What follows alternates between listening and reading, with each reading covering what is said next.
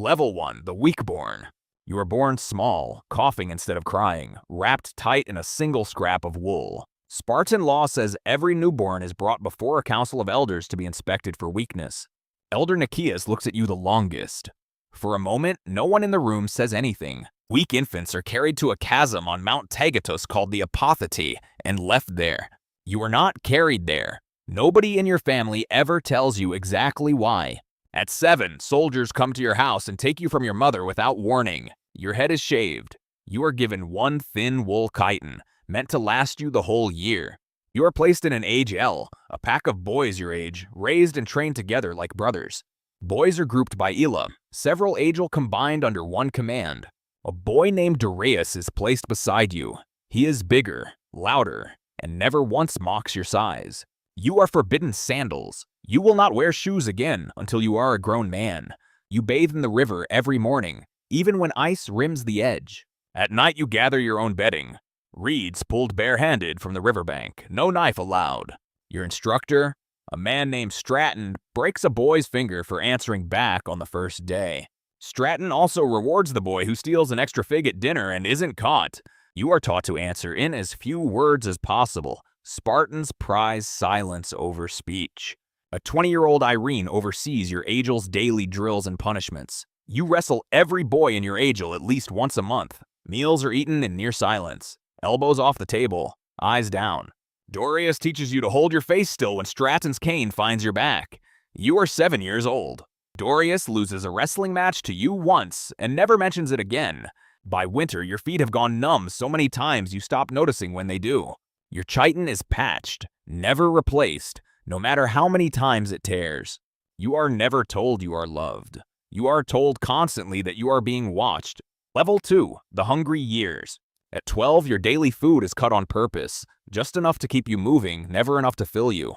You are taught to steal to survive. Getting caught is the crime. Stealing itself is expected. Every boy in your Agel already knows the story of the fox. A boy who stole one, hid it under his cloak, and let it tear his stomach open rather than be caught with it. You learn to sharpen a blade using nothing but a flat river stone. Boys who complain about hunger are mocked, not fed. You are served melasomos, black broth made from pork and blood, so foul that a visiting foreigner once said he finally understood why Spartans weren't afraid to die. Once a year, boys are flogged at the altar of Artemis Orthia in a contest of who can take the most lashes without a sound. Darius steps in front of you at the altar one year and takes 3 lashes meant for your turn. You learn to sleep sitting upright, spear across your knees, ready to stand. You practice with a wooden spear so many hours your palms crack and bleed into the grip.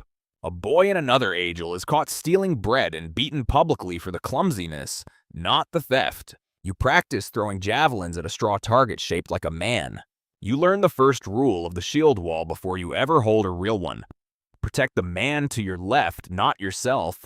Stratton makes you recite the Spartan laws from memory before every meal. After a fall from the training wall breaks 2 of your ribs, you're left in the yard until nightfall. A Helot woman named Thessaly finds you there, binds your ribs in silence, and tells no one. Helping a Spartan boy show weakness is dangerous for a Helot. She does it anyway. Thessaly hums a tune while she binds your ribs that you never forget. You never speak of it. She never asks you to. You learn to march 20 miles in full gear before you're allowed real armor. Darius starts saving half his ration for you without ever saying why. You're taught to read weather and cloud shapes, useful for a soldier who sleeps outdoors. By 14, you can march 20 miles on a stale barley cake and half a fig. Your hands are calloused enough now to grip a spear without bleeding. You learn the names of every mountain pass within 2 days' march of Sparta. Stratton tells your Agel that hunger is not punishment. Hunger is just what a Spartan feels normally. Level 3, the KRYPTEIA. At 18, the strongest boys in your Agel are chosen for the KRYPTEIA, Sparta's secret enforcers. You are given a knife, a plain cloak, and nothing else. No food, no shelter, no names on a list. You are taught to move without snapping a single twig underfoot. You eat raw grain stolen from a field, chewing slowly to make it last. You are forbidden to be seen in Helot villages after dark.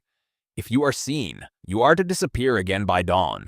You sleep in shifts of 2 hours, never in the same spot twice. Any Helot found suspicious after dark can be killed. No report required. No punishment for the killing. You learn to read a Helot village's rhythms. Who leaves, who returns, who watches.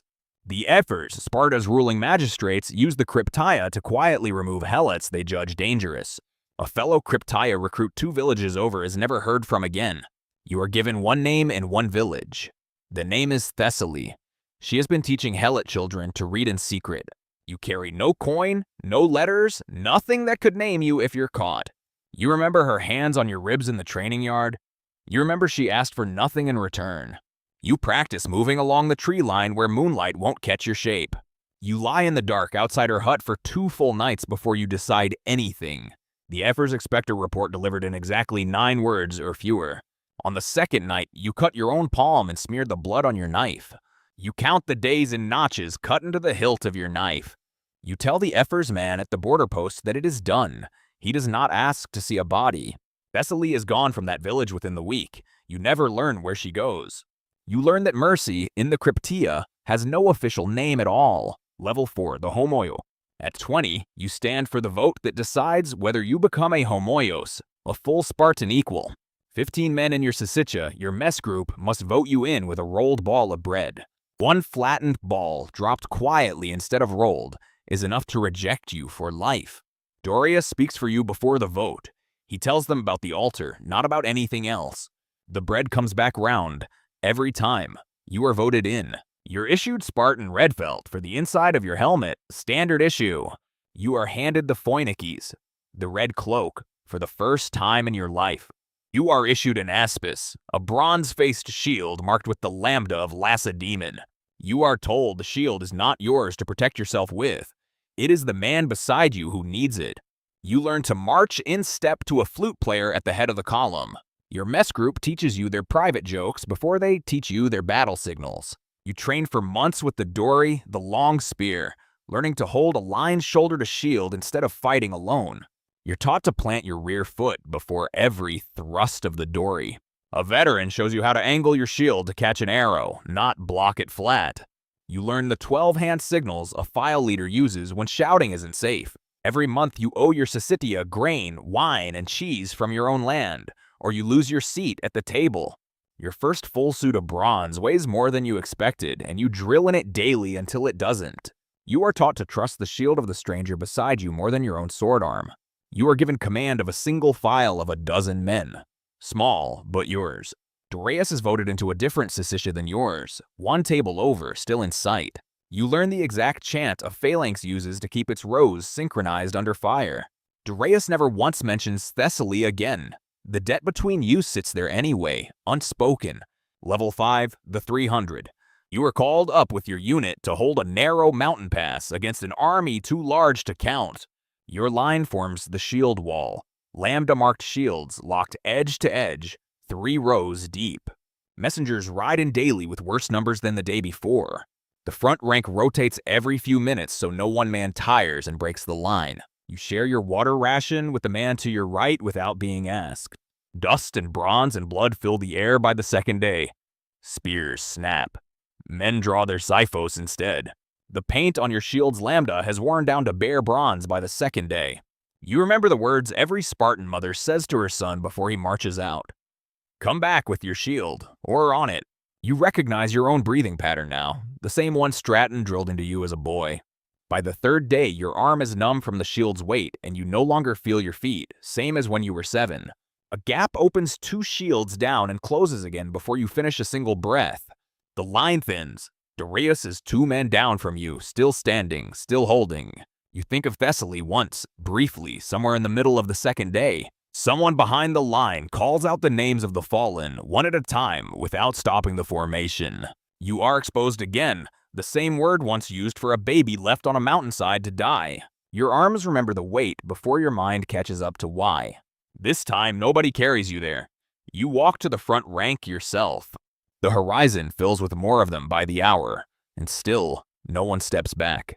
You raise the same shield they gave you at 20, and you do not lower it. If you made it all the way to the end, you're officially at the final level. Subscribe for the next journey, leave your ideas in the comments, and I'll see you in the next one.